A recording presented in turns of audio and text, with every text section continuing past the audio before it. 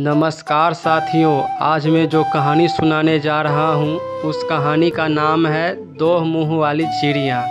नंदन one में एक नन्ही चिड़िया रहती थी जिसके दो मुँह थे। दो मुँह होने के कारण वह चिड़िया दूसरे पक्षियों से बिल्कुल विचित्र दिखती थी।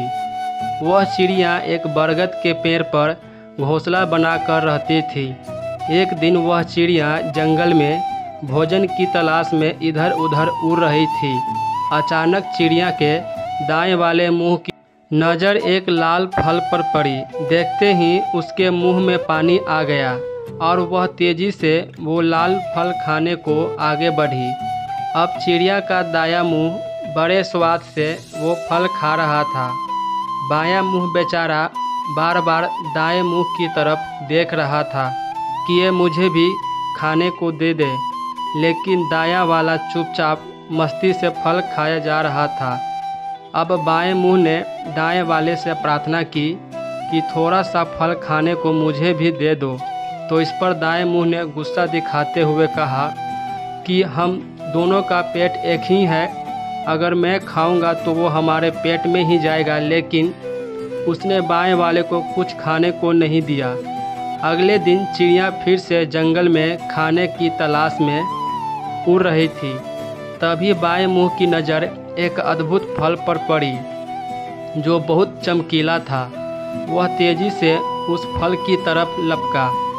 अब जैसे ही वो फल खाने को हुआ, तुरंत पास बैठे एक कौवे ने चेतावनी दी कि इस फल को मत खाओ, यह बहुत जहरीला है।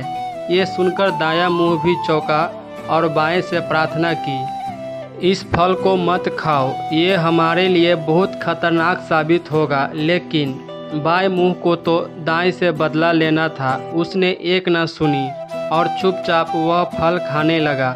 कुछ ही देर में चिड़िया का शरीर मृत होकर जमीन पर गिर पड़ा।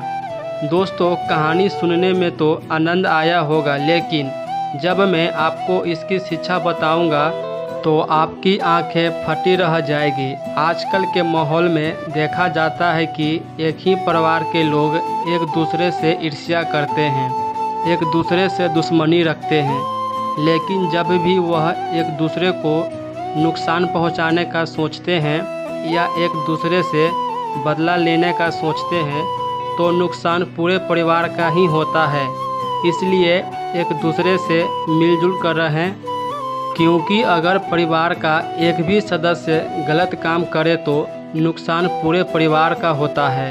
यही इस कहानी की शिक्षा है। धन्यवाद।